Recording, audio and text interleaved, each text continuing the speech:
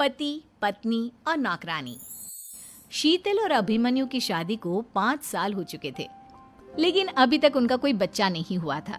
इसकी वजह से शीतल और अभिमन्यु परेशान रहते थे, लेकिन उन दोनों से ज्यादा परेशान थी शीतल की सास, यानी अभिमन्यु की माँ जानकी देवी।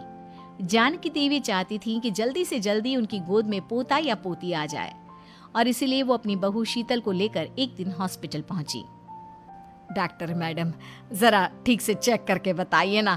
कई बड़े बड़े डॉक्टर को दिखाया है, लेकिन मेरी बहू माँ ही नहीं बन पाती।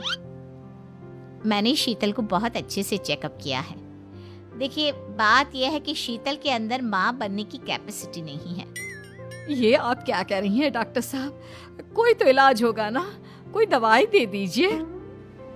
देखिए, कुछ प्रॉब्लम ऐसी होती है जिनका कोई ट्रीटमेंट नहीं होता। आई एम सॉरी टू से, लेकिन शीतल कभी माँ नहीं बन सकती, क्योंकि उसके यूट्रस में अंदर से ही कुछ प्रॉब्लम है। घर आने के बाद क्या हुआ माँ? कहाँ लेकर गई थी आप शीतल को?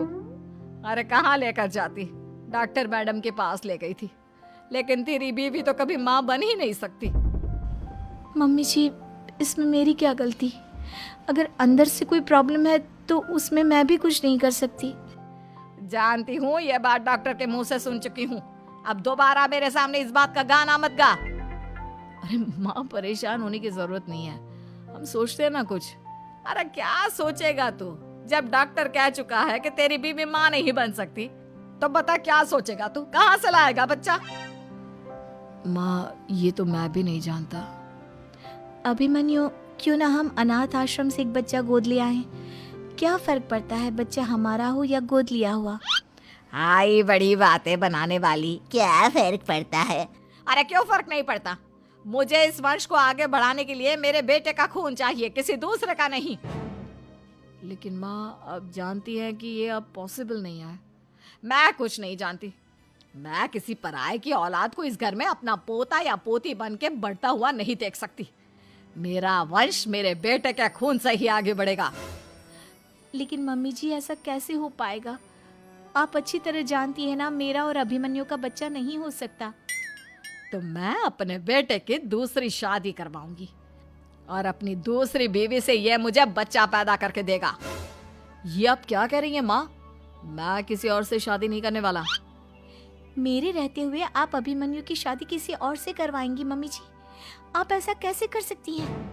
तू बस देखती जा बहू, मैं ऐसा कैसे कर सकती हूँ। कुछ दिनों के बाद, अभिमन्यु, मैंने तेरे लिए लड़की ढूंढ ली है। माँ, मैं आपको कितनी बार समझाऊं, मुझे किसी से शादी नहीं करनी है। पहले मेरी बात सुन। ये जो चमेली है ना, हमारे घर में काम करने आती है, वो तुझसे शादी करने के लिए तैयार है। मम्मी जी, आप अभिमन्यु की शादी एक नौकरानी के साथ करवाएंगी? वो इसलिए क्योंकि चमेली दिखने में बहुत खूबसूरत है, बच्चा भी सुंदर ही होगा। मम्मी जी, लेकिन एक बच्चे के लिए अपने बेटे की शादी नौकरानी के साथ करवाना, क्या ये सही है? अगर अभिमन्यु ने शादी नहीं की ना, तो मैं अपनी जान दे दूंगी। अब देख लो, अगर तुम्हें अपनी माँ की जान प्यारी है तो तुम्हें इस नौकरानी के साथ शादी करनी ही होगी। इस तरह जानकी देवी अपने बेटे अभिमन्यु की शादी नौकरानी चमेली के साथ करवा देती है। कुछ दिनों के बाद, नौकरानी से मालकिन बन के तो मजा आ गया। अब तो मैं इस घर की मालकिन हूँ। देखो, अपने आप को ज्यादा मालकिन समझने की कोशिश मत करो।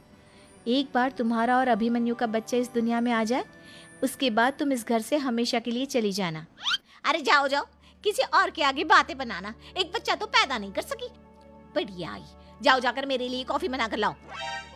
नौकरानी मैं हूँ या तुम? मम्मी जी, देखिए ना शीतल मुझसे किस तरह से बात कर रही है। शीतल, तुम्हें पता है ना चमेली प्रेग्नेंट है, मेरे बेटे के बच्चे की माँ बनने वाली है। वो जैसा कहती है वैसा करो। लेकिन मम्मी जी, वो मुझे नौकरों की तरह ट्रीट कर रही है। अरे तो करेगी ना, वैसे भी बहू तुम हो किस काम की? एक बच्चा तो पैदा नहीं कर सकती। जाओ, अब घर के सारे काम करो और चमेली को आराम करने दो। थैंक यू मम्मी जी, भगवान आपका भला करे। आप नहीं होती तो मैं नौकरानी से महारानी कैसे बनती। देखो, तुम्हें जो चाहिए सब मिलेगा। खूब खाओ।